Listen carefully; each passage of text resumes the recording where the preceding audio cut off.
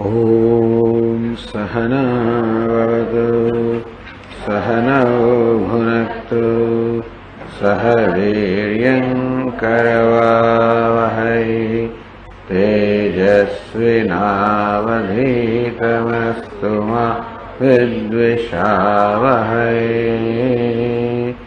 ॐ शान्ति शान्ति शान्तिः।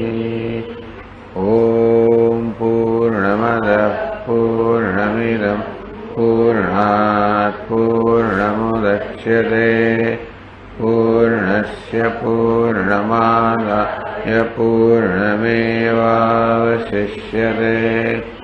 ॐ शान्ति शान्ति शान्तिः। श्रुतिस्मृतिपुराणानाम् आलयं करुणालयं नमामि भगवत्पादं शङ्करं लोकशङ्करं शङ्करं शङ्कराचार्यं केशवं बादरायणं सूत्रभाष्यकृतौ वन्दे भगवन्तौ पुनः पुनः।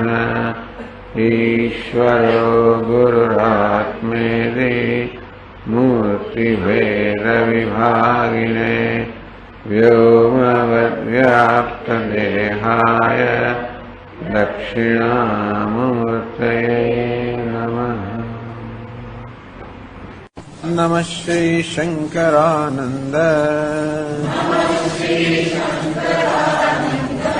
गुरुपादाम्बुजन्मने सविलास महामोह ग्राहग्रासैक कर्मणे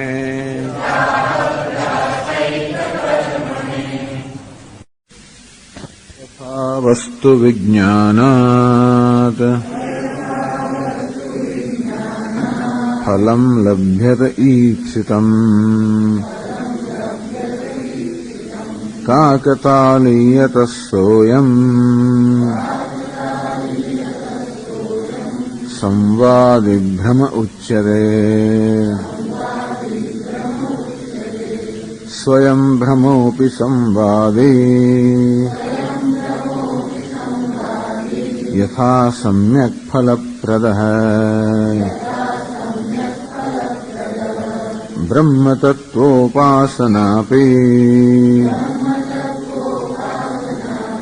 तथा मुक्तिफलप्रदा। वेदान्तेभ्यो ब्रह्मतत्त्वम् अखण्डैकरसात्मकम् परोक्षमवगम्यैतत् अहमस्मीत्युपासते।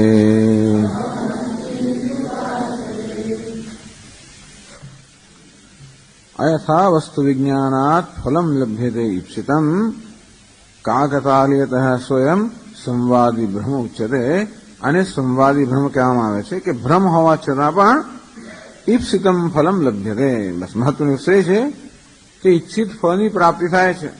ભ્રમ હોવા છતાં પણ આપણે ઈચ્છિત ફળની પ્રાપ્તિ કરાવે તો જે ભ્રમ આપણને ઈચ્છિત ફળની પ્રાપ્તિ કરાવે એને સંવાદી ભ્રમ કહેવામાં આવ્યો. તો સંવાદી ભ્રમ નામની વસ્તુ જીવનમાં છે કે ભ્રમ હોવા છતાં પણ કાકતાલીયતઃ ઈશ્વર ઈચ્છાને કારણે કે નસીબ જોગે પ્રારબ્ધ વશાત કાગનું બેસવું ડાળનું પડવું કોઈ પણ કારણથી આપણને ઈચ્છિત ફળ પ્રાપ્ત થાય છે. એના માટે એ ભ્રમને સંવાદી ભ્રમ કહ્યો. એ ભ્રમ આપણે ત્યાં લઈ ગયો. જેમ આપણને દેખાય છે વરા ને એને ધુમાડો માની લીધો હોય મણનું અગ્નિ શોધ મને એમ કે અગ્નિ ત્યાં છે મારે ગયો તો એ કે વરા આપણે અગ્નિની પ્રાપ્તિ ના કરાય તો ત્યાં જવું એને કારણે અગ્નિ મળ્યો. કાકતાલીયતઃ ટૂંકમાં ભ્રમે મને ત્યાં ભ્રમ લઈ તો ગયો. ત્યાં જેમ પેલા મણીનો પ્રકાશ પડતો હોય અને દીવાનો પ્રકાશ પડતો હોય એ પ્રકાશ આપણે મણી જેવા દેખાય એ ત્યાં લઈ ગયા અને એ રીતે મણીની પ્રાપ્તિ કરાવી. આ રીતે તો જે વસ્તુ આપણને પ્રાપ્તિ કરાવે પછી ભલે ટૂંકમાં ભ્રમ પણ આપણને ઈચ્છિત વસ્તુની પ્રાપ્તિ કરાવે એવું બનતું હોય છે જીવનમાં, અને તેથી સંવાદી ભ્રમ નામની વસ્તુ છે. એટલે કે આપણને સાચું જ્ઞાન હોય તો જાણે કે ઈચ્છિત વસ્તુની પ્રાપ્તિ થાય જ. આપણે બ્રહ્મનું અપરોક્ષ જ્ઞાન હોય તો મોક્ષ પ્રાપ્ત થાય કે તો બ્રહ્મ જ્ઞાન પ્રાપ્ત થાય તો બરાબર જ છે. પણ બ્રહ્મનું અપરોક્ષ જ્ઞાન ન હોય તો પણ એ જ્ઞાન પ્રાપ્ત થાય થઈ શકે તો ઈચ્છિત વસ્તુની પ્રાપ્તિ થાય. સ્વયં ભ્રમોપી સંવાદી યથા સમ્યક ફલપ્રદ હૈ. આમ સ્વયં ભ્રમ હોવા છતાં પણ આ સંવાદી ભ્રમ જેવી રીતે આપણને ઈચ્છિત કે યથાર્થ ફળ પ્રદાન કરનારો પ્રાપ્ત કરાવનારો નીવડે છે. બ્રહ્મ તત્વોપાસના બી તે રીતે બ્રહ્મ તત્વની પરમાત્માની પરમ બ્રહ્મની ઉપાસના પણ તથા મુક્તિ ફલપ્રદા તેવી રીતે મુક્તિ ફળ પ્રદાન કરનારી છે. અર્થાત ભ્રમ એને કહેવાય કે છે એક વસ્તુ અને મને દેખાય છે બીજી વસ્તુ. જે વસ્તુ જ્યાં છે ત્યાં તેના એવા દર્શન ના થાય, અયથાર્થ દર્શન. એટલે જે કહેવામાં આવ્યું અયથાવસ્તુ વિજ્ઞાનમ. યથાવસ્તુ વિજ્ઞાન, વસ્તુ જેવી છે તેવું જ્ઞાન થાય તો આપણે જ્ઞાન કહીએ. વસ્તુ જેવી છે તેવું નહીં એવું જ્ઞાન, જેને વિપરીત જ્ઞાન કહેવાય એને ભ્રમ કહેવાય. તો એનો ભાવ છે કે ભ્રમ હોય કે પછી યથાર્થ જ્ઞાન ન હોય તો પણ, યથાર્થ જ્ઞાન ન હોય તો પણ ઈચ્છિત વસ્તુની પ્રાપ્તિ થઈ શકે. તો ઉપાસનાઓ યથાર્થ જ્ઞાન નથી. જેમ કહ્યું નહીં કે ભાઈ પ્રતિમા આપણી સમક્ષ હોય અને આપણે ભાવના કરીએ ભગવાનની તો યથાર્થ જ્ઞાન નથી. જે જ્ઞાન છે આપણને ઇન્દ્રિયથી જે દેખાય છે એ તો માત્ર પેલી પ્રતિમા જ છે. અને મનમાં આપણે ભાવના કરીએ ભગવાનની તેથી ખરેખર ને ભ્રમ કહેવાય, અયથાર્થ વસ્તુ વિજ્ઞાન કહેવાય. કારણ કે આપણે પથ્થરનું જ્ઞાન થવાના બદલે ત્યાં શ્રી કૃષ્ણનું જ્ઞાન થાય છે. તો આ પણ એક ઉપાસના જેની અંદરમાં પણ આપણે યથાર્થ જ્ઞાન નથી, અયથાર્થ જ્ઞાન છે ઉપાસનામાં પણ.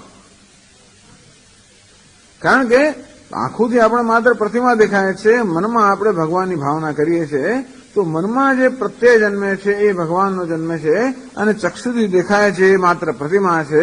અને તેથી ચક્ષુથી જે દેખાય એનાથી જુદા પ્રકારનો પ્રત્યય જન્મે. જેવું આપણને ચક્ષુથી દોડું દેખાતું હોય અને પ્રત્યય સર્પનો જન્મે તો આપણને ભ્રમ કહીએ, તેવી રીતે ચક્ષુથી આપણને પ્રતિમા દેખાતી હોય અને મનમાં આપણને ભગવાનનો પ્રત્યય જન્મે એને એ દ્રષ્ટિએ અયથાર્થ જ્ઞાન થયું. તો ઉપાસનામાં આવું થતું હોય છે. છતાં પણ જેવી રીતે પેલો સંવાદી ભ્રમ અયથાર્થ જ્ઞાન હોવા છતાં પણ ઈચ્છિત વસ્તુની પ્રાપ્તિ કરાવે છે, તેમ આ ઉપાસના પણ અયથાર્થ જ્ઞાન હોવા છતાં પણ એ ભગવાનને પ્રાપ્ત કરાવે છે. ઉપાસના પણ ભગવાનને પ્રાપ્ત કરવાની ક્ષમતા છે. બસ એટલે કે ઈચ્છિત વસ્તુ પ્રાપ્ત કરવા માટે સામાન્ય રીતે તો આપણને યથાર્થ જ્ઞાન હોવું જોઈએ. પણ ક્યારેક એવું બનતું હોય છે કે યથાર્થ જ્ઞાન ન હોય તો પણ ઈચ્છિત વસ્તુની પ્રાપ્તિ થાય. એવા સંજોગોને સંવાદી ભ્રમ કહેવામાં આવ્યો. અને તેથી ભ્રમ એટલે અયથાર્થ જ્ઞાન. એટલે કેટલાક સંજોગોમાં અયથાર્થ જ્ઞાન, અયથાવસ્તુ વિજ્ઞાન પણ આપણને ઈચ્છિત વસ્તુની પ્રાપ્તિ કરાવે છે. તો ઉપાસના પણ એક કક્ષામાં આવી શકે. અયથાવસ્તુ વિજ્ઞાન અર્થાત જે મને દેખાય છે એક વસ્તુ છે અને મનમાં જે વિચારો છે બીજી વસ્તુ છે, અને તેથી જે વસ્તુ છે એના પ્રમાણમાં મારો પ્રત્યય નથી, પણ છતાં પણ આ વસ્તુ આપણને ઈચ્છિત વસ્તુની પ્રાપ્તિ કરાવવાની ક્ષમતા ધરાવે છે. અને તે રીતે બ્રહ્મ તત્વ ઉપાસના. બ્રહ્મ તત્વ, હું બ્રહ્મ છું, નિર્વિશેષ છું, નિત્ય શુદ્ધ બુદ્ધ મુક્ત છું, એવી જાતની ઉપાસના પણ આપણે મુક્તિ ફળ પ્રદાન અર્થાત આપણે અપરોક્ષ જ્ઞાન જન્માવીને મુક્તિ ફળ પ્રદાન કરવાની ક્ષમતા ધરાવે છે એવું આ ગ્રંથકારોનું કહેવું છે. એમ કરીને એમણે આટલા બધા શ્લોકોમાં બ્રહ્મની ઉપાસના કે બ્રહ્મ ઉપાસ્ય વિષય બની શકે. કેવું બ્રહ્મ? નિર્ગુણ બ્રહ્મ, નિર્વિશેષ બ્રહ્મ પણ ઉપાસનાનો વિષય બની શકે એ વસ્તુ દર્શાવી, એની સંભાવના બતાવી, એ સિદ્ધ કરે છે. તો એ માટે એમણે પ્રશ્ન પૂછ્યો 14મા શ્લોક પહેલા કે નનુ બ્રહ્મ તત્વમ જ્ઞાત્વા ઉપાસન ક્રિયતે અજ્ઞાત્વા વા. કે આપ કહો છો કે બ્રહ્મ તત્વની ઉપાસના થઈ શકે કે ઉપાસના પણ ઈચ્છિત ફળ પ્રદાન કરનારી છે. તો આપ જે કહો છો ઉપાસના એટલે ધ્યાન. ધ્યાન એટલે માનસિક ધ્યાન અથવા માનસિક પૂજા કે માનસિક આરાધના. તો આપ જે ઉપાસના કરો છો એ બ્રહ્મ તત્વને જાણીને ઉપાસના કરો છો કે જાણ્યા વગર ઉપાસના કરો છો?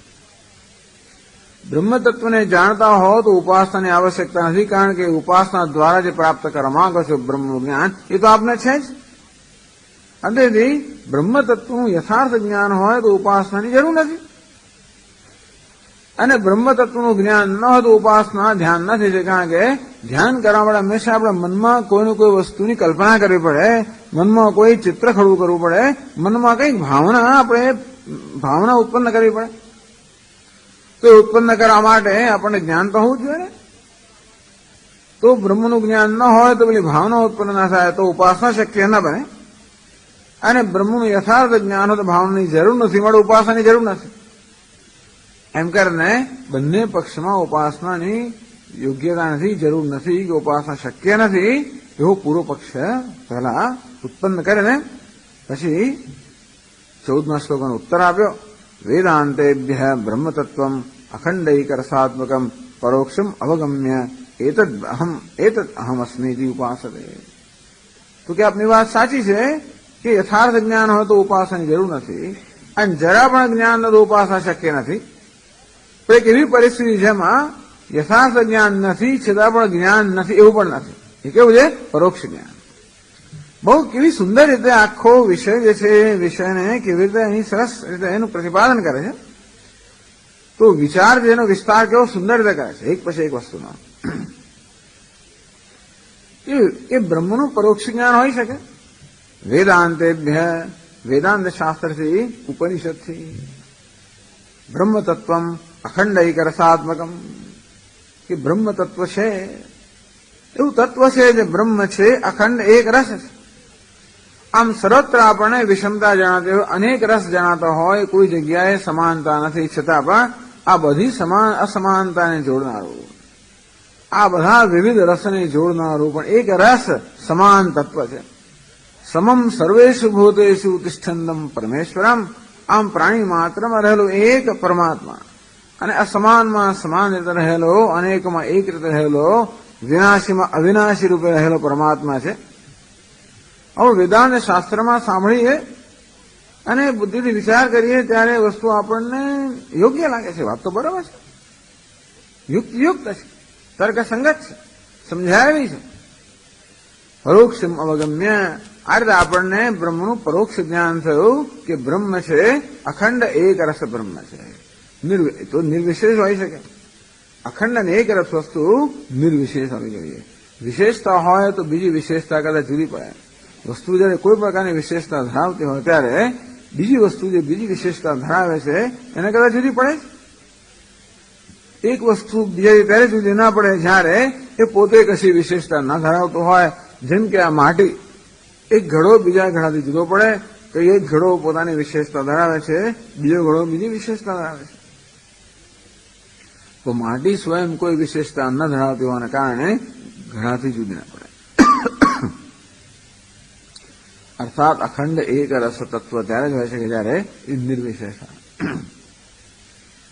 તો આવી રીતે પરોક્ષમ અવગમ્ય, આ પ્રકારે પરોક્ષતયા એને જાણીને પણ એતદ અહમસ્મીતિ, એતદ બ્રહ્મ અહમસ્મી, આ બ્રહ્મ હું છું, નિત્ય શુદ્ધ બુદ્ધ મુક્ત હું છું. એથી ઉપાસરે આ પ્રકારની ઉપાસના કરે છે. એની ઉપાસના કેમ ગઈ? કારણ કે આ પરોક્ષ જ્ઞાન નથી, આ યથાર્થ જ્ઞાન નથી. આ હું ને નિત્ય શુદ્ધ બુદ્ધ મુક્ત કહે છે, પણ નિત્ય શુદ્ધ બુદ્ધ મુક્તપણાનું હજી એને જ્ઞાન નથી, એવું દર્શન નથી. પોતાને નિત્ય જોતો નથી. પોતાને નિત્ય જોતો હોય તો પછી નિત્ય છું એવું જાહેર કરવાની કે એવું ધ્યાન કરવાની જરૂર નથી. પોતાને નિત્ય જોતો નથી અને છતાં આ પ્રકારનું ભાવના કરે છે, હું નિત્ય છું, શુદ્ધ છું, બુદ્ધ છું, મુક્ત છું. એથી ઉપાસતે આ પ્રકાર ઉપાસના શક્ય છે. અયમ અભિપ્રાય બ્રહ્માત્મૈકત્વ અપરોક્ષ જ્ઞાનસ્ય મોક્ષ સાધનસ્ય અનુત્પન્નત્વાત ન ઉપાસના વૈયર્થ્યમ. વાત સાચી છે કે મોક્ષનું જે સાધન છે અપરોક્ષ જ્ઞાન, હું બ્રહ્મ છે પ્રકારનું અપરોક્ષ જ્ઞાન, એ મોક્ષનું સાધન છે. એ ઉત્પન્ન થયું નથી, પણ એ નથી ઉત્પન્ન થયું માટે ઉપાસના વ્યર્થ છે એવું નથી. સાક્ષાત પરોક્ષતયા અવગતત્વ, શાસ્ત્રાત પરોક્ષતયા અવગતત્વાત બ્રહ્મણ ઉપાસના વિષયત્વમિતિ. તો શાસ્ત્રના શ્રવણથી અપરોક્ષ જ્ઞાન, પરોક્ષ જ્ઞાન થયું. પરોક્ષ બ્રહ્મ છે, બ્રહ્મ શું જ્ઞાન થયું નથી, બ્રહ્મ છે અને આત્મા બ્રહ્મ છે. આ પ્રકારનું જ્ઞાન બુદ્ધિના સ્તરે થયું એટલે કે એ પ્રકારની જેની સમજ ઉત્પન્ન થઈ, છતાં હજી મારા માટે વાસ્તવિકતા બની નથી.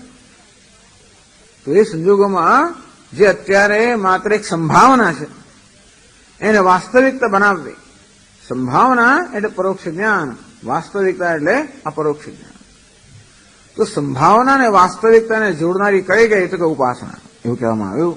તો ઉપાસનાથી જે સંભાવિત છે એટલે બુદ્ધિપૂર્વક બુદ્ધિમાં જેની સંભાવના કે યોગ્યતા જણાય છે એ વસ્તુ મારા માટે વાસ્તવિક બની રહે અને એ માટે ઉપાસના સાધન છે. એટલે બ્રહ્મ ઉપાસનાનો વિષય બની શકે. બ્રહ્મણ ઉપાસના વિષયત્વમિતિ, નિર્વિશેષ કે નિર્ગુણ બ્રહ્મ પણ ઉપાસનાનો વિષય બની શકે અને આ રીતે બની શકે અને જે ઈચ્છિત ફળ છે ઉપાસના પ્રાપ્ત કરાવી શકે. હવે આ વસ્તુની આગળ ચર્ચા કરે છે કે આ પરોક્ષ જ્ઞાન શું વસ્તુ છે અને કેવી રીતે પરોક્ષ જ્ઞાન શું છે. કે ઉપાસ્ય બ્રહ્મ તત્વગોચરસ્ય પરોક્ષ જ્ઞાનસ્ય કિમ રૂપમ. આપ કહો છો કે બ્રહ્મનું ધ્યાન કરવું જોઈએ, બ્રહ્મની ભાવના કરવી જોઈએ. આ રીતે બ્રહ્મ ભાવનાનો ધ્યાનનો ઉપાસનાનો વિષય બને ત્યારે બ્રહ્મનું જયારે પરોક્ષ જ્ઞાન હોય ત્યારે કશું જ્ઞાન ના હોય તો ના થાય કશું. જેને કોઈ દર સાંભળ્યું જ નથી એ ઉપાસના ના એટલે એ ધ્યાન ના કરી શકે. કશું ધ્યાન કરવા માટે આપણને ધ્યાનના વિષયનું જ્ઞાન તો હોવું જ જોઈએ. તો ચાલો પરોક્ષ જ્ઞાન હોય તો પણ એનું ધ્યાન થઈ શકે એવું બતાવવામાં આવ્યું. તો એ કિમ રૂપમ, આ પરોક્ષ જ્ઞાનનું સ્વરૂપ શું છે એટલે કોને પરોક્ષ જ્ઞાન કહેવાય? બ્રહ્મનું પરોક્ષ જ્ઞાન એટલે શું? ઇતિ આશંકાયામઃ, આ પ્રકારની આશંકા જન્મે તો ઉત્તર 15મા શ્લોકમાં આવે છે. પ્રત્યેક વ્યક્તિમનુલ્લિખ્ય શાસ્ત્રાદ વિષ્ણુઆદિમૂર્તિવત અસ્તિ બ્રહ્મેતિ સામાન્ય જ્ઞાનમત્ર પરોક્ષધિ.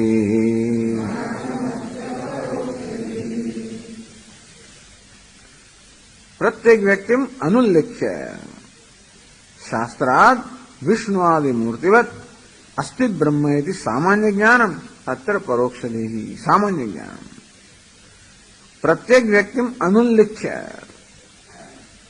તો અનુલ્લિખ્ય અવિષયીકૃત્ય, તો આપણને ખરેખર ઉલ્લેખ્ય એટલે કે આપણા પ્રત્યક્ષ કે સીધે સીધા જ્ઞાનનો વિષય નથી બન્યો. પ્રત્યેક વ્યક્તિ એટલે વાસ્તવમાં બ્રહ્મ છે એ તો બરાબર છે. બ્રહ્મ કેવું છે? બુદ્ધ્યાદિ સાક્ષિણમ આનંદાત્માનમ.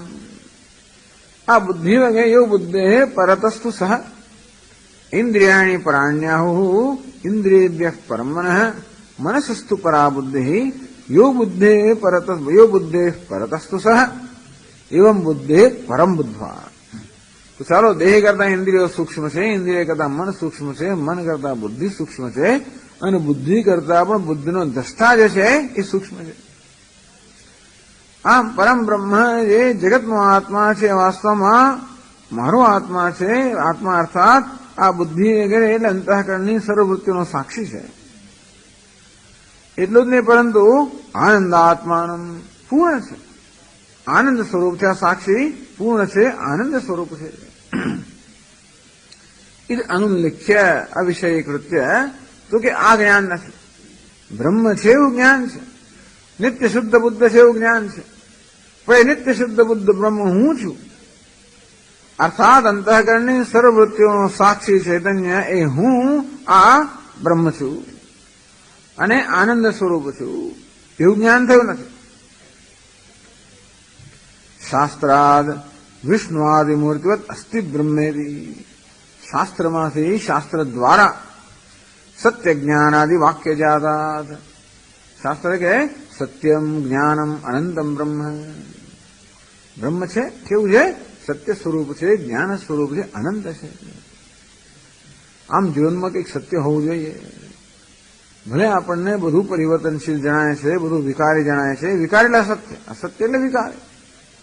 એટલા માટે કે જે વસ્તુ પોતાનું સ્વરૂપ બદલે એ વસ્તુ જે અત્યારે આવી દેખાય અને બીજા સમયે અને બીજા સંજોગોમાં બીજી દેખાય, એનો અર્થ એ થયો કે દેખાયું એનું વાસ્તવિક રૂપ નથી.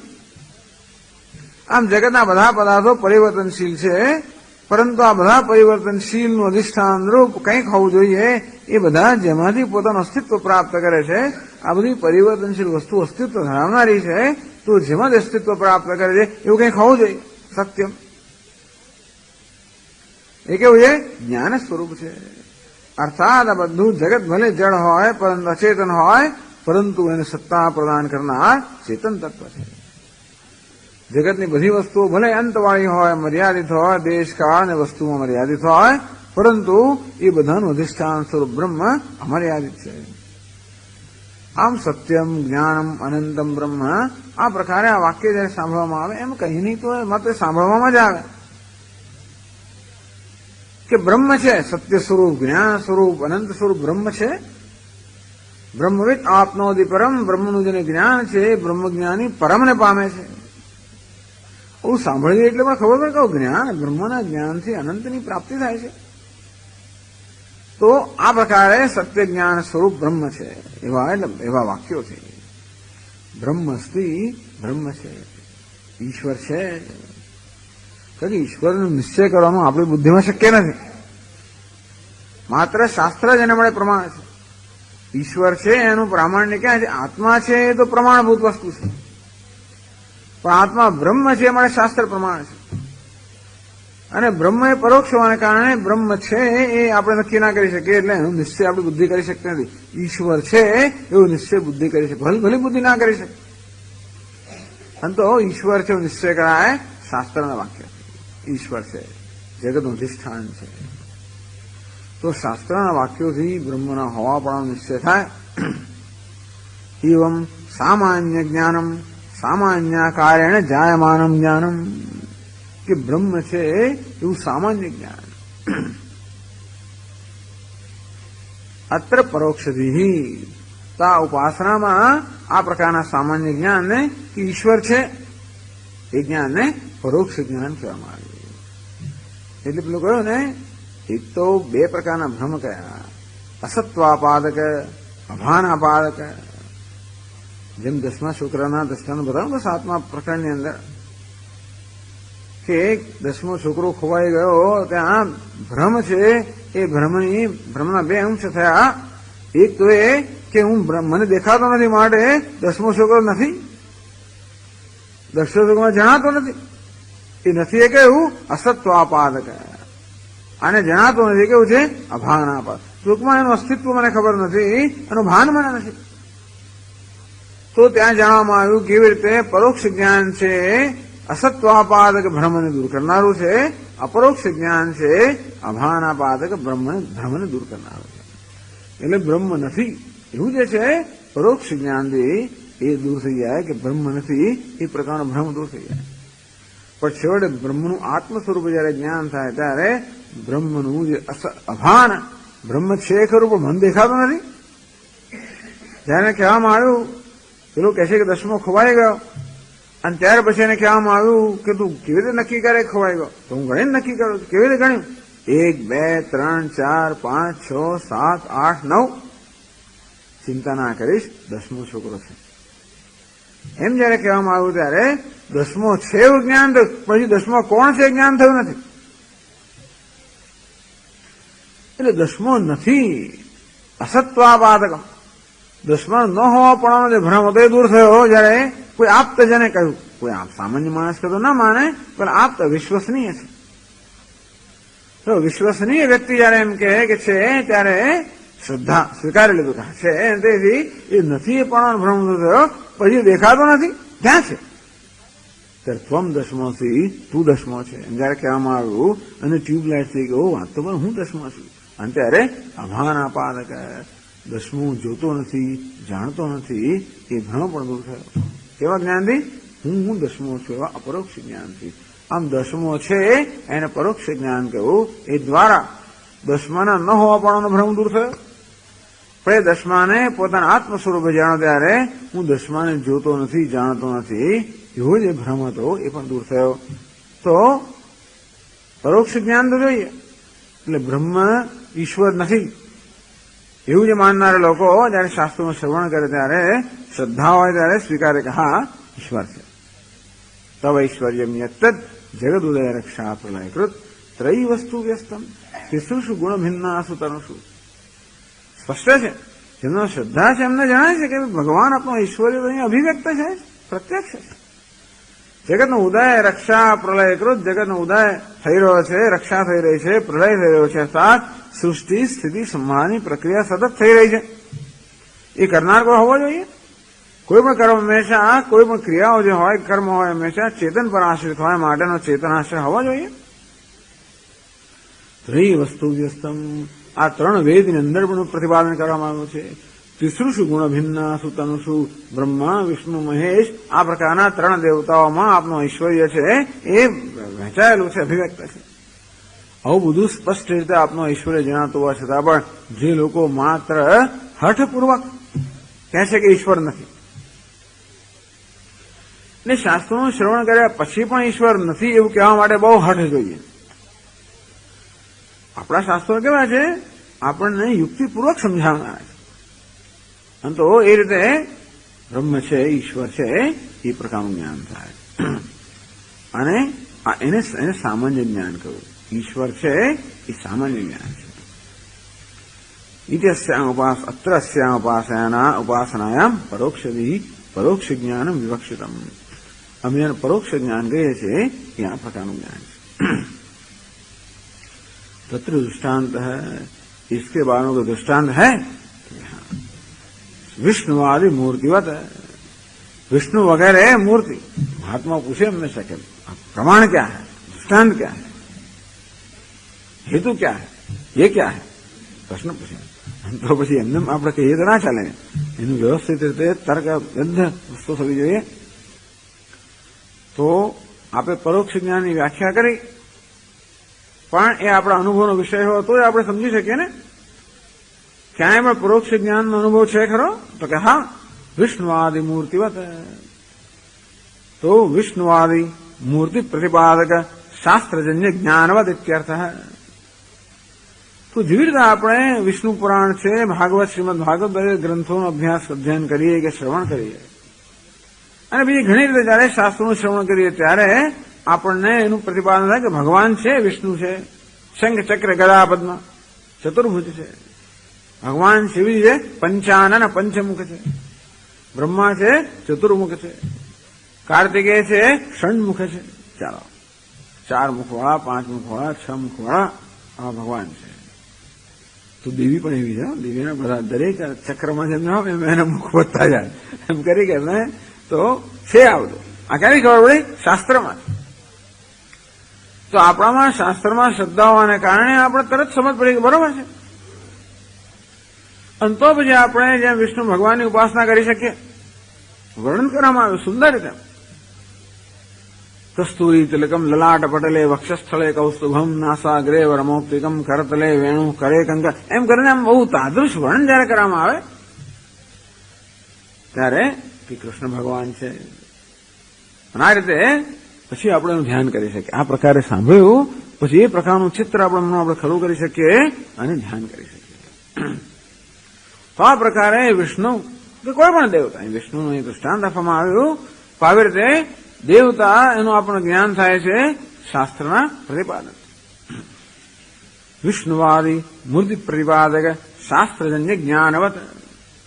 તો વિષ્ણુ વગેરે દેવતાઓ છે, દેવતાઓનું પ્રતિપાદન કરનાર શાસ્ત્રમાંથી આપણને જે જ્ઞાન જન્મે છે એ જ્ઞાન કેવું છે? પરોક્ષ જ્ઞાન છે.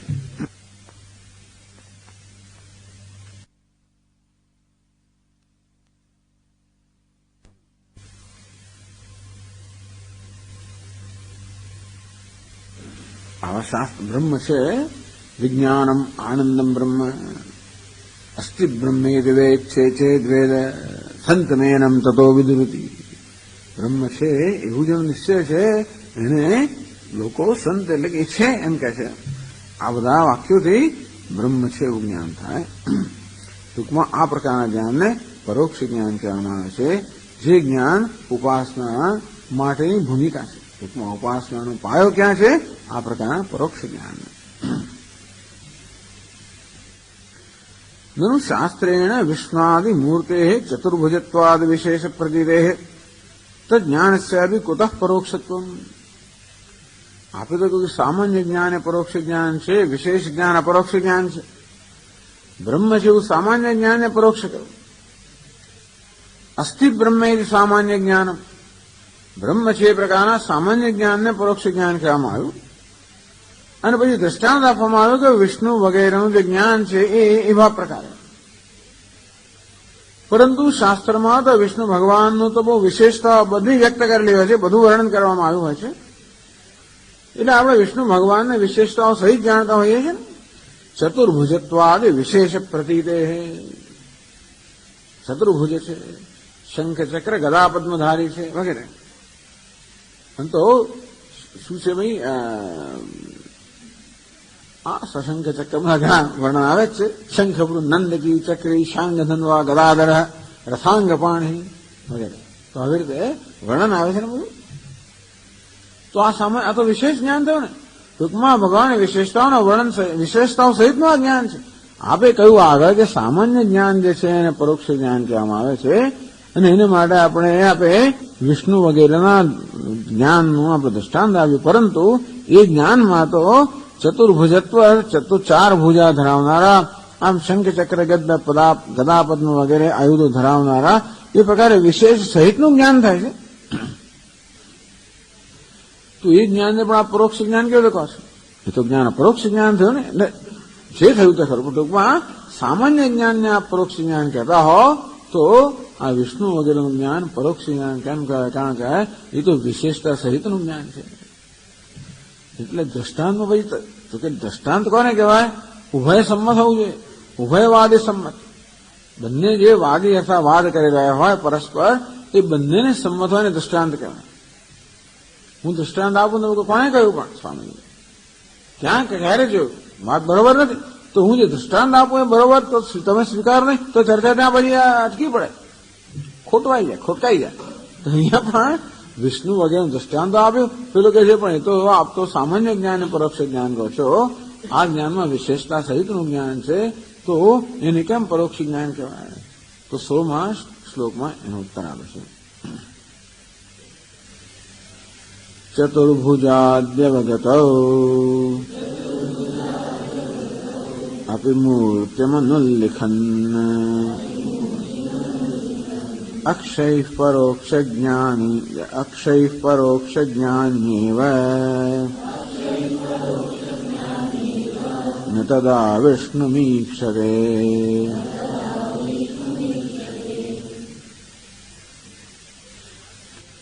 ચતુર્ભુજાદિ અવગતૌ અપી શાસ્ત્રેણ ચતુર્ભુજત્વાદિ વિશેષ પ્રથિતૌ અપી। વાત તમારી સાચી છે ભાઈ। પછી આપણે કઈ કહ્યું હોય તરત ધ્યાન ન કે આ સ્વામીએ કહ્યું પણ આ તો આવું છે, વાત સાચી છે કે ભાઈ વિષ્ણુ વગેરેનું જે જ્ઞાન થાય છે એ એમની વિશેષતા સહિતનું જ્ઞાન થાય છે।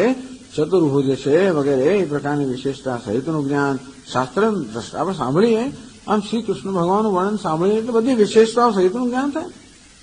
કર્ણયો કર્ણિકાર વગેરે એમ કરીને, તો શું કાનમાં પહેર્યું છે ને, કઈ જાતનો મુગટ પહેર્યો છે વગેરે, બરહાપીડમ નટવર વપુ કર્ણયો કર્ણિકારમ, એ પ્રકારમાં બધું વર્ણન કર્યું હોય એટલે વિશેષતા સહિતનું વર્ણન છે, બરાબર। એટલે અમારે થોડી વ્યાખ્યા વળી પાછી જરાક એને વધારે ટાઈટ કરવી પડશે, ટૂંકમાં વધારે એને તર્કબદ્ધ કરવી પડશે। એક વાર વ્યાખ્યા કરે પછી જેમ પ્રશ્નો જન્મે ને તેમ ધીમે ધીમે પછી વ્યાખ્યા એ છે વ્યાખ્યાને વધારે લક્ષ્યને વધારે સ્પષ્ટ બનાવે। તો હવે શાસ્ત્રેણ ચતુર્ભુજત્વાદિ વિશેષ પ્રથિતૌ અપી, તો વાત સાચી છે, શાસ્ત્રોનું શ્રવણ કરીએ ત્યારે વિષ્ણુ ભગવાન ચતુર્ભુજ વગેરે વિશેષતાઓ ધરાવનારા છે એ પ્રકારનું જ્ઞાન થાય। તો પણ મૂર્તિમ ચક્ષુ અક્ષય મૂર્તિમ અનુલ્લિખન અક્ષય મૂર્તિમ અનુલ્લિખન, અક્ષયના આંખો વડે કે ઇન્દ્રિયો વડે તો હજી ભગવાને જોયા નથી ને, પણ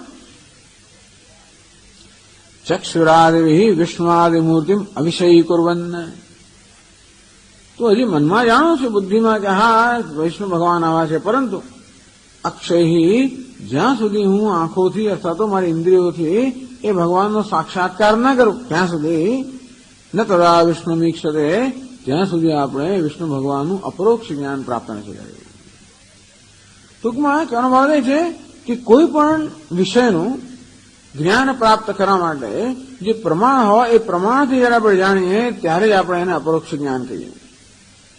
જેવી રીતે સ્વામીજી વર્ણન કરે, પરોક્ષ જ્ઞાન અને અપરોક્ષ જ્ઞાન જે છે એ બંનેનો ભેદ સમજાવવા માટે કે કોઈક વખતે હું ઓસ્ટ્રેલિયા ગયો હોઈશ ને ત્યાં આગળ નહીં, ત્યાં ઓસ્ટ્રેલિયન લોકો હોય ત્યાં આગળ વર્ણન કર્યું, એવું લડ્ડુનું વર્ણન કર્યું. કઈ લાડુ લડ્ડુ એવું હોય તો કે પિંગપોંગના બોલ જેવું હોય, અને વળી પાછું પીળા રંગનો હોય, અને વળી પાછું અનેક બધી ગ્રેન્સ કાંકરી વાળું હોય, આવી જાતનું બધું વર્ણન કર્યું. આવી એની મીઠાશ હોય, પેલા મોં પાણી આવી ગયું. પણ એ વસ્તુ જે છે ને ત્યાં તો આવું તો હિન્દુસ્તાનમાં હોય. કેટલા વખત પછી વળી એ ત્યાં હિન્દુસ્તાનમાં આવી ચડ્યો અને મુંબઈના આશ્રમમાં આવ્યો, અને દિવસ વળી ભંડા ભિક્ષા હશે, અને પછી જયારે એ સ્વામીના ટેબલ બેઠેલો અને ત્યારે પછી એને યાદ કરાયું કે પેલા હા લડ્ડુ પિંપોંગ બોલ ની અંદર જેટલા એનો કદ હોવું જોઈએ, ગોળાકાર છે, પીળા રંગનું છે. હા, તો કે આ લડ્ડુ. પછી એ નહીં, એનો ટુકડો લીધો અને મોં મૂક્યો, અને પછી જે જ્ઞાન થયું એને આપણે કહીએ અપરોક્ષ જ્ઞાન. ટૂંકમાં લડ્ડુના જ્ઞાન માટે પ્રમાણ કયું છે? આપણી રસનેન્દ્રિય જીભ પ્રમાણ છે સ્વાદના જ્ઞાન માટે. તેવી રીતે ટૂંકમાં જેવો વિષય હોય એ પ્રકારે એ પ્રમાણથી જ્ઞાન થવું જોઈએ. જેમ છાંદોગ્ય ઉપનિષદમાં પણ દ્રષ્ટાંત આપવામાં આવ્યું. ઉદ્દાલક ઋષિ શ્વેતકેતુને કહે, હે દીકરા જા લઈ આવો, હે સૌમ્ય તું આ એક જળનું પાત્ર લઈ આવો, એક મીઠાનો ગાંગડો લઈ આવો, હવે રાત્રે મીઠાના ગાંગડાને તું પાણીમાં નાખ્યો. બીજું સ્વર લઈ આવો, મીઠું ક્યાં છે? કે મને નથી દેખાતું. ઉપર છે તો કે નથી, ક્યાંય દેખાતું નથી. સારું, ત્યારે એક નાની ચમચી લઈ આવો અને આ મીઠા આ જે પાણી છે ને એમાં ઉપરથી થોડુંક લે અને ચાખ. ચમચીમાં જરાક લેવું, ચાખ્યું, કેવો સ્વાદ છે? તો ખારો. વચ્ચેથી ચાખ, ખારો. નીચેથી ચાખ, તો કે ખારો. તો કે મીઠું ક્યાં છે? તો કે બધે છે, દેખાતું નથી. પણ તો કે એ મીઠાના જ્ઞાન માટે ચક્ષુ પ્રમાણ નથી, આપણે સ્વાદેન્દ્ર રસનેન્દ્રિય પ્રમાણ છે. તેવી રીતે દરેક જેવો વિષય હોય તે પ્રકારે એના પ્રમાણથી જ્ઞાન થવું જોઈએ ને. તેમ વિષ્ણુ ભગવાનને જાણવા માટે સાક્ષાત્કાર કરવા આંખો પ્રમાણ છે. જોઈએ તો કહેવાય કે ભાઈ મને સાક્ષાત્કાર થયો. અદેથી એ રીતે અક્ષય મૂર્તિમ અનુલ્લેખન, આંખથી દેખાવા જોઈએ ભગવાન. એ પ્રકારનો સાક્ષાત્કાર, જે પ્રકારે સાક્ષાત્કાર થવો જોઈએ એ થાય તો જ આપણે એને અપરોક્ષ જ્ઞાન કહીએ. અને તો શાસ્ત્રમાં વર્ણન તો છે, પણ હજી આપણે આંખોનો વિષય નથી બન્યો, ચક્ષુ વિષય નથી બન્યો. ચક્ષુ શું છે? દ્રષ્ટિ. શું છે પેલું? ચાલો, શંકરાચાર્ય સ્તોત્ર છે ને,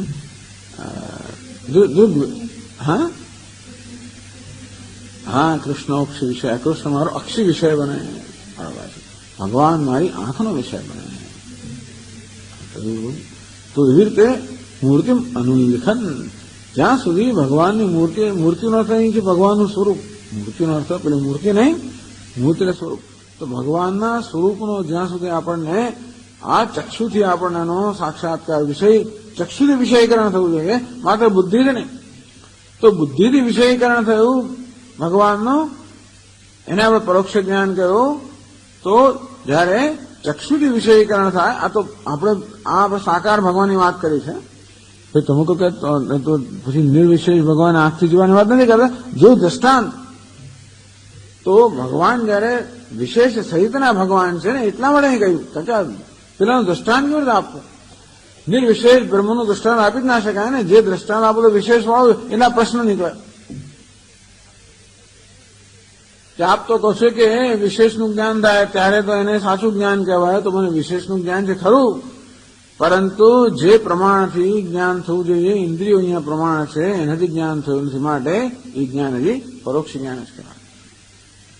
ચક્ષુરાદિ વિષ્ણુઆદિ મૂર્તિમ અવિષયી કુર્વન. તો ઇન્દ્રિયોથી એ ભગવાનના જે સ્વરૂપ છે વિગ્રહ છે, એ વિગ્રહનું કે ભગવાનના સ્વરૂપનું જયારે જે વિષયીકરણ ના થયું હોય, પુરુષ પરોક્ષ જ્ઞાની એવા આવો પુરુષ જે છે એ પરોક્ષ જ્ઞાની છે, અપરોક્ષ જ્ઞાની છે.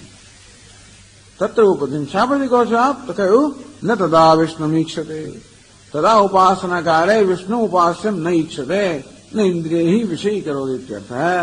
અર્થાત જયારે વિષ્ણુ ભગવાનની ઉપાસના કરી રહ્યો, ધ્યાન કરી રહ્યો છે, ત્યારે હજી આંખોથી ભગવાન જોતો નથી. માટે એ જ્ઞાન કેવું છે? પરોક્ષ જ્ઞાન છે. ટૂંકમાં પરોક્ષ જ્ઞાન માટેનું દ્રષ્ટાંત આપ્યું. દ્રષ્ટાંતનું સ્પષ્ટીકરણ પણ જરૂર હતી. કારણ કે નિર્વિશેષનું પરોક્ષ જ્ઞાન એક પ્રકારનું છે અને અપરોક્ષ જ્ઞાન એક પ્રકારનું છે. સવિશેષનું પરોક્ષ અપરોક્ષ જ્ઞાન જુદા પ્રકારનું છે. તો નિર્વિશેષના પરોક્ષ જ્ઞાનને સમજાવવા માટે સવિશેષ દ્રષ્ટાંત આપ્યું. નિર્વિશેષનું દ્રષ્ટાંત હોતું નથી. તો દાષ્ટાંતને બરોબર સાંકળવા માટે આવી ચર્ચાની જરૂર પડી કે વિષ્ણુ વગેરે ભગવાનનું તો કેવું છે? સવિશેષ છે, ચતુર્ભુજ વગેરે વિશેષ ધરાવનારા છે. પરંતુ એ જ્ઞાનને અપરોક્ષ જ્ઞાન કહેવાય. એ બધી વિશેષતાઓ જયારે આપણે દ્રષ્ટિગોચર થાય ત્યારે, જ્યાં એ બધી વિશેષતાઓ બુદ્ધિમાં જાણે છતાં પણ જ્યાં સુધી વિશેષતા સહિતના ભગવાન દ્રષ્ટિગોચર ન થાય ત્યાં સુધી એનું પરોક્ષ જ્ઞાન કહેવાય. તો એવું પરોક્ષ જ્ઞાન હોય ત્યારે પણ જેમ ભગવાનનું ધ્યાન કરી શકું છું, મારા મનમાં હું ભગવાનનું ધ્યાન કરી શકું છું, એની ઉપાસના કરી શકું છું, તો એ રીતે અહીં પણ પરોક્ષ જ્ઞાન એ ઉપાસના માટે ની ભૂમિકા છે. અર્થાત પરોક્ષ જ્ઞાન હોય તો ઉપાસના થઈ શકે. તો પેલા બીજો પ્રશ્ન, નનો વિષ્ણુઆદિગોચર જ્ઞાનસ્ય વ્યક્તિલ્લેખિતત્વ અભાવાત ભ્રમત્વ વિજ્ઞાશંકે. તો આ તો ભ્રમ જ થયો ને. તમે તો કલ્પના કરો છો ને વિષ્ણુની, તમે જોયા નથી અને એમને કલ્પના કરો છો ચતુર્ભુજ વગેરેને, પછી એનું ધ્યાન કરો છો, તો આને જ્ઞાન કે આ તો ભ્રમ કહેવાય. ભ્રમ કોને કહેવાય? જે પ્રમાણથી જોવું જોઈએ એ પ્રમાણથી ન દેખાયું હોય તો ભ્રમ કહેવાય. તો આપણને આવી રીતે આ જ્ઞાન કેવું છે? એ જ્ઞાન છે કે ભ્રમ છે? આપણે શાસ્ત્રોનું શ્રવણ કરીએ અને આપણને આ રીતે દેવતાનું આવું જ્ઞાન થાય અને આપણી બુદ્ધિમાં પણ આપણે એની બરોબર કલ્પના કરીને એનું ધ્યાન કરતા હોઈએ, તો એ જે જ્ઞાન છે એ ભ્રમ છે કે જ્ઞાન છે? વિષ્ણુઆદિગોચર જ્ઞાનસ્ય વ્યક્તિ ઉલ્લેખિતત્વ અભાવાદ. તો આ રીતે શાસ્ત્રના શ્રવણથી આપણે જે જ્ઞાન થયું એ દ્વારા હજી ભગવાનના દર્શન તો થયા નથી મને. તો એવું જ્ઞાન છે જ્યાં ભગવાનના દર્શન નથી. શાસ્ત્રને કારણે મને કંઈક બુદ્ધિમાં કે મનમાં હું કલ્પના કરી શકું, પરંતુ હજી મારા દર્શનનો વિષય નથી. ભ્રમત્વમ, તો પછી એ જ્ઞાન તો ભ્રમ કહેવાય. ઈત આશંક્ય, એને ભ્રમ કહેવાય કે ના કહેવાય? એનો ઉત્તર 17મા શ્લોકમાં આપે છે. પરોક્ષત્વાપરાધેન ભવેન્ના તત્વવેદનમ પ્રમાણેનૈવ શાસ્ત્રેણ સત્વમૂર્તેર્વિભાસનાદ.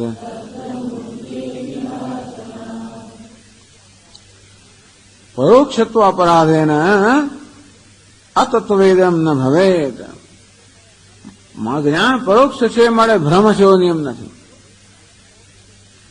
પરોક્ષ જ્ઞાનત્વમ ભ્રાંતિ જ્ઞાનત્વે કારણ ન ભવતી. તો ભગવાનને મેં જોયા નથી માટે ભગવાન વિશે હું જાણું છું એ ભ્રમ છે એવું નથી. કેમ? પ્રમાણેન જનિતત્વાદ પ્રમાણેનૈવ શાસ્ત્રેણ. હા, મેં મારા મનથી કોઈ દેવતાની કલ્પના કરી હોય કે નવી દેવી કઈ શું છે, સંતોષીમાં હવે કઈ છે દશામાં, જે કંઈ હતું મને ખબર હશે ક્યાંક શાસ્ત્ર હોય જ નહીં કશું. તારા ત્યાં એવું છે ને કે પેલા આ બધું સાંભળીને પેલા કાશીના પંડિતો બીજા ગુચવાઈ ગયા કે આ સંતોષીમાં કયા શાસ્ત્રમાં છે, એમને જોડ્યું નહીં ક્યાંય પણ. અને આ દશામાં ક્યાં છે એ લોકો સ્વીકાર જ નહીં. પ્રમાણ ન હોય તો સ્વીકાર નહીં પંડિત લોકો. હિન્દુસ્તાનમાં તો બધી માતો ક્યાં બાજુમાં જતી રહી. સંતોષીમાં આવ્યા ત્યારે બધી માતાઓ બિચારી, બીજી બધી કેટલી બધી માતાઓ છે, એ બધીમાં તો સેકન્ડ ક્લાસ સિટીઝન થઈ ગઈ, આ ફર્સ્ટ ક્લાસ સિટીઝન થઈ ગઈ. એ સંતોષીમાં પણ ગયા, મને કહ્યું દશામાં આવી ગયા છે. બીજું પિક્ચર આવ્યું, ત્રીજું આવશે, ત્રીજા પણ ટૂંકમાં. એટલે કોઈ હવે તો આ સિનેમા પ્રમાણ થઈ ગયું, બીજું તો શું કહીએ આપણે, જે હોય છે શાસ્ત્ર એટલે ભાઈ શાસ્ત્ર બની ગયું. પણ એટલે પેલા પંડિત લોકો તો આવું કશું સ્વીકારે એટલામાં નહીં કે આ કયા શાસ્ત્રમાં છે, કયા ગ્રંથમાં છે. કોઈનો પ્રમાણભૂત ગ્રંથ જડ્યો નહીં. પણ એવું નથી. આ શ્રીમદ ભાગવત હોય કે વિષ્ણુ પુરાણ હોય વગેરે પુરાણો છે જેને આપણે આ વિષયમાં પ્રમાણ માનીએ છીએ. સગુણ બ્રહ્મના વિષયમાં આ ગ્રંથો પ્રમાણભૂત છે. એટલા માટે દ્વૈતના આચાર્યો, વૈષ્ણવ આચાર્યો એ લોકો એને માટે વેદાંત ત્રય નથી, તો કે આ આપણે શું કહીએ કે ભાઈ આ ત્રણ વસ્તુ જે છે, ઉપનિષદ, ભગવદ્ ગીતા અને બ્રહ્મસૂત્ર, તો આપણે ત્રણને પ્રમાણ ગણીએ છીએ. એ લોકો એમ ઉમેરે પૌરાણિક, એટલે એક શ્રૌત પ્રમાણ થયું, સ્મૃતિ એટલે ભગવદ્ ગીતા અને ન્યાય, આમ ત્રણ આપણે ગણીએ છીએ પ્રમાણ. એ ચોથું ઉમેરે પુરાણ. એટલે પ્રસ્થાન ચતુષ્ટય થઈ ગયો. પ્રસ્થાન ત્રય નહીં પરંતુ પ્રસ્થાન ચતુષ્ટય થાય. પછી બીજું પાંચમું પણ ઉમેરે, ટૂંકમાં જેવું જેનો સિદ્ધાંત. પરંતુ વૈષ્ણવ આચાર્યો આ બધા પુરાણને પણ પ્રમાણભૂત ગણે. કયું પુરાણને ગણવું, દરેક જેમ પોતપોતાના પુરાણને પ્રમાણભૂત ગણે. એટલે વૈષ્ણવ આચાર્ય હોય વિષ્ણુ પુરાણને કે વિષ્ણુને લગતા પુરાણને પ્રમાણભૂત ગણે. શિવશૈવના આચાર્ય એટલે હશે જ એવું કે તમે પેલાને પ્રમાણ ગણો તો પછી તો શિવજી ભગવાન કે વિષ્ણુ ભગવાન કે મુશ્કેલી થઈ જતી હશે, જે હોય તે. પણ ટૂંકમાં શ્રીમદ ભાગવત પ્રમાણ થયું. અને એ પ્રમાણ ગ્રંથો દ્વારા આપણને જે જ્ઞાન પ્રાપ્ત થયું છે, પ્રમાણ દ્વારા પ્રાપ્ત થયું છે. પ્રમાણજનિત જ્ઞાનને યથાર્થ જ્ઞાન કહેવામાં આવે છે અને ભ્રમ કહેવામાં આવતો નથી. એટલે યથાર્થ જ્ઞાનની બે કક્ષાઓ થઈ, પરોક્ષ જ્ઞાન અને અપરોક્ષ જ્ઞાન. ધીમે ધીમે ગ્રંથકાર સૂક્ષ્મ ચર્ચામાં લઈ જાય છે આપણને કે પરોક્ષ જ્ઞાન કોને કહેવાય, તો એ સામાન્ય જ્ઞાન છે, વિશેષતાનું જ્ઞાન નથી. બ્રહ્મ છે એવું જ્ઞાન છે, પણ બ્રહ્મ છું એ પ્રકારની વિશેષતાનું જ્ઞાન નથી. તો વિષ્ણુ વગેરેના સ્વરૂપમાં કહેવામાં આવ્યું કે આપણને શાસ્ત્ર દ્વારા જ્ઞાન થયું કે ભગવાન છે અને આ પ્રકારના છે, ચતુર્ભુજ છે વગેરે. પરંતુ આપણને હજી એનું ચક્ષુથી એટલે અપરોક્ષ જ્ઞાન થયું નથી. તો સવિશેષ છે એનું અપરોક્ષ જ્ઞાન એક પ્રકારનું હોય, નિર્વિશેષ છે એનું અપરોક્ષ જ્ઞાન બીજા પ્રકારનું હોય. એટલે નૈયાયિક લોકો આ બધા પ્રત્યક્ષ જ્ઞાન અપરોક્ષ જ્ઞાન કે, જેમ કે આ ફૂલ છે અત્યારે જાસૂદ જે છે એનું જ્ઞાન મળે એને અપરોક્ષ જ્ઞાન કે. આપણે વેદાનો આપણે પ્રત્યક્ષ જ્ઞાન કે એને અપરોક્ષ જ્ઞાન કે.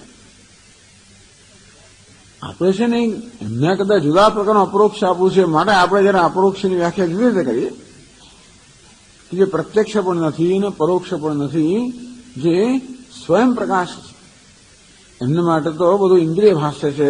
ઇન્દ્રિય ભાષ્ય જે વસ્તુ હોય કે પછી સાક્ષી ભાષ્ય હોય એને લોકો અપરોક્ષ કેટલા મનની વૃત્તિઓ વડે સાક્ષી ભાષ્ય એને અપરોક્ષ કહેવાય. એમની વ્યાખ્યા પ્રમાણે, આપણી વ્યાખ્યા પ્રમાણે તો સાક્ષીને જ જે વિષય કરે એ જ્ઞાનને અપરોક્ષ જ્ઞાન કહેવાય. ચાલો એ જુદી વાત છે. પણ ટૂંકમાં જયારે પદાર્થ કોઈ વિશેષતા ધરાવતો હોય ત્યારે એક ઇન્દ્રિય ભાષ્ય હોવો જોઈએ, જે સાક્ષી ભાષ્ય હોવો જોઈએ, એ જ્ઞાનને અપરોક્ષ જ્ઞાન કહેવાય. પ્રમાણેનૈવ શાસ્ત્રેણ સત્વમૂર્તે વિભાસનાત જેતુ પ્રમાણભૂતેન શાસ્ત્રેણેવ. તો આપણે જેને પ્રમાણ ગણીએ છીએ એવા શાસ્ત્ર દ્વારા યથાર્થભૂતાયા વિષ્ણુઆદિ મૂર્તે ભાસનાત.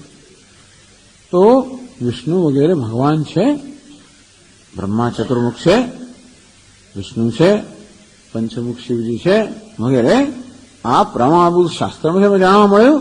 એના માટે એ ભ્રમ નથી.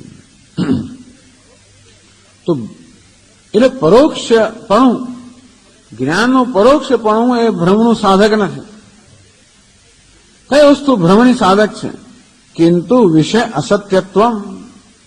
વસ્તુ હોય જ નહીં અને આપણને એનું દેખાય એને ભ્રમ કહેવાય. વસ્તુ નથી દેખાતી માટે ભ્રમ છે એવું નથી, પણ ન હોય દેખાય એને ભ્રમ કહેવાય. જેવી રીતે આપણો ધુમાડો દેખાય છે માટે આપણે અનુમાન કરીએ કે અગ્નિ છે, એ અગ્નિનું જ્ઞાન કેવું છે? એ યથાર્થ જ્ઞાન છે, પરોક્ષ જ્ઞાન છે. એ અગ્નિને આપણે એ ચક્ષુથી જોયો નથી માટે આપણે એને અપરોક્ષ જ્ઞાન નહીં કહીએ, પરંતુ ધુમાડો તો જ્યાં હોય ત્યાં અગ્નિ હોવો જ જોઈએ. અને એ જે જ્ઞાન છે કેવું જ્ઞાન છે? પરોક્ષ જ્ઞાન છે, છતાં પણ એ ભ્રમ નથી. એટલે કહ્યું પરોક્ષત્વ અપરાધેન ભવેન અતત્વવેદનમ. માત્ર જ્ઞાનમાં પરોક્ષતા છે એ અપરાધને કારણે, અપરાધ તો થયો જ્ઞાનમાં, જ્ઞાન પ્રત્યક્ષ અને પરોક્ષ છે એટલા અપરાધને કારણે એ જ્ઞાન ભ્રમ નથી બની જતું. અર્થાત પરોક્ષપણું એ ભ્રમનું સાધક નથી, ન હોવા પણ. જેમ સર્પ નથી ને મને સર્પ દેખાય છે ત્યાં રજ્જુ સર્પ નથી. અસર્વભૂતાયામ રજ્જુઆમ સર્પારોપ. તો રજ્જુમાં યા સર્પનો લેશ પણ નહીં, ત્યાં મને સર્પ દેખાયો. એ ન હોય વસ્તુ દેખાય એ રસદ ભાસમાન તન્મિથ્યા. એ નથી ને છતાં ભાષે છે એને આપણે ભ્રમ કહીએ છીએ. એ ક્યાંક છે એને ભાષે છે, એ ક્યાંક છે એનું જ્ઞાન છે, એ પરોક્ષ જ્ઞાન છે, એને આપણે ભ્રમ નથી કહેતા. અત્યારે આપણે કોઈ વર્ણન કરે બધું કાશ્મીર કોઈ પણ સ્થળનું અને તાદૃશ વર્ણન કરે તો આપણા મનમાં એની કલ્પના ઉત્પન્ન થાય, એ ભ્રમ નથી, કેવું છે? પરોક્ષ જ્ઞાન છે. તો તેવી રીતે આપણને શ્રીમદ ભાગવત વગેરે આપણે પ્રમાણભૂત શાસ્ત્ર ગણી છે દ્વારા વિષ્ણુનું કે શ્રી કૃષ્ણનું જે જ્ઞાન થાય એ જ્ઞાન એ કેવું છે? પરોક્ષ જ્ઞાન છે, ભ્રમ નથી. હા, જેને જે વિશ્વસનીય નથી એવું કોઈ કહે આપણને તો ભ્રમ હોઈ શકે. કોઈ આવે જાત જાતની વાતો આપણને કહે સ્વામીજી પેલું આમ થઈ ગયું, જાત જાતની લોકો આવું ધરતીકંપ થાય ત્યારે બધા જાત જાતની કથાઓ આવે. બધી સ્વામીજી 7 માળનું મોટું ટાવર અંદર જમીનમાં જતું ખબર જ ના પડે છે હતું. હવે એવું આપણે સાંભળીએ તો આપણે શંકા પડે, હવે ખબર જ નથી કે અંદર હતું. એમને લોકો ચાલે છે એના ઉપર. એવી કથા જયારે સાંભળીએ ત્યારે જરાક આપણે વિચાર કરવો કે આવું કઈ શક્ય છે કે નહીં. શક્ય નથી એવું નથી, પણ એવો ધરતીકંપ થયો કે ધરતી ફાટી જ ગઈ. હમણાં છાપા વાંચ્યું કે રામજીના મંદિરમાં રામજી લક્ષ્મણજી ઉભા રહી ગયા અને સીતાજી ધરતીમાં સમાઈ ગયા. ખરું ખરું. તો હવે એ વસ્તુ જે કહેવામાં આપણે પ્રમાણભૂત ગણતા હોઈએ. હમણાં કોઈ કે મને એક છાપું બતાવ્યું, એ પણ એક આશ્ચર્યની વાત છે. 13મી જાન્યુઆરી સૌરાષ્ટ્રની અંદર એ કયું છાપું છે એનું નામ મને યાદ કરવું પડશે. આજકાલ, હા, સૌરાષ્ટ્રમાં આજકાલ નામનું એક છાપું છે. એની અંદર 13મી જાન્યુઆરીમાં સ્પષ્ટ રીતે હેડલાઇન છે કે 26મી જાન્યુઆરીથી ધરતી ધણધણશે અને આમ થશે ને બધું. એવું મને બતાવ્યું કે જો સ્વામીજી. પછી એ જ કહે છે કે સ્વામી પણ કોઈ કહેશે કે આ તો ફરી છાપેલું છે. એટલે કહેવાનો અર્થ એ છે કે આ વસ્તુ વિશ્વસનીય છે કે નહીં. છાપેલું હોય તો આ બના માની શકે ઘણી વાર ને, કારણ કે છાપવાની પાછળ શું ઈરાદો હોય. એટલે બધા સ્મૃતિ ગ્રંથોને પણ પ્રમાણ માનવામાં આવતા નથી. એવું સિદ્ધ થાય કે સ્મૃતિ ગ્રંથના રચાણમાં પણ કે લોભ નામની કોઈ વૃત્તિ છે કે કંઈ બીજો એનો ઈરાદો છે. તો પછી કોઈ લાવ્યું હશે. પણ ટૂંકમાં એટલે આવું વર્ણન કરવા બીજો કઈ ઈરાદો કે એવું અથવા તો કઈ જાત જાતની જે આપણી બુદ્ધિની ના દોષ છે ને, જ્ઞાન હોય, વિપર્યાય હોય, વિપરીત જ્ઞાન હોય, સંશય હોય વગેરે હોય, પછી કર્ણનું અપટુકરણ બધું હોય તો આપણે ન માનીએ. એવું નથી કે આપણે વર્ણન કરે આપણે માની લેતા હોય, પણ એ વિશ્વસનીય હોય એને આપણે પ્રમાણ કહીએ. એટલે શબ્દને પ્રમાણ ગણવામાં આવે છે. કોનો શબ્દ? જે વિશ્વસનીય છે, વિશ્વાસને યોગ્ય છે અને જે સ્વાર્થ, જેનામાં સ્વાર્થ નથી. અલુક્ષાહ ધર્મ કામ સ્યુ. તો જે લોકો આવી રીતે કોઈ જાતના જેમનો વૃક્ષતા ના હોય, જે માત્ર ધર્મના જ કામી હોય અને જે યથાર્થ જાણતા હોય એને આપણે પ્રમાણ ગણીએ.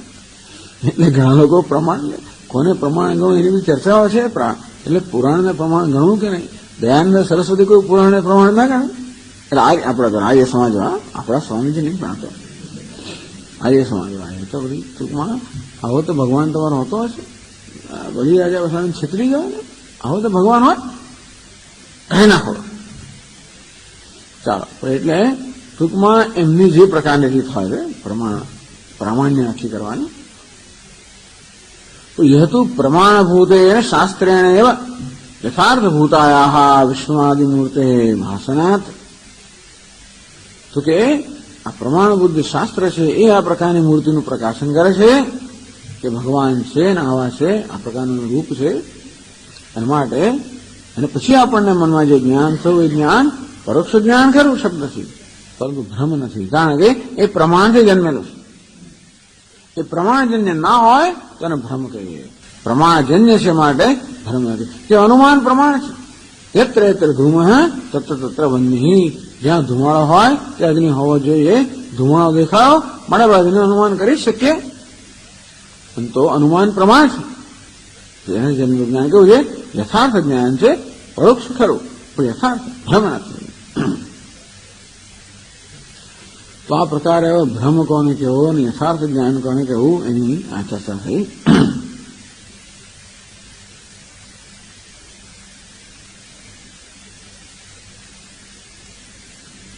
ચાલો એની ચર્ચા પછીના ક્લાસમાં આપણે આગળ ચલાવી પડશે.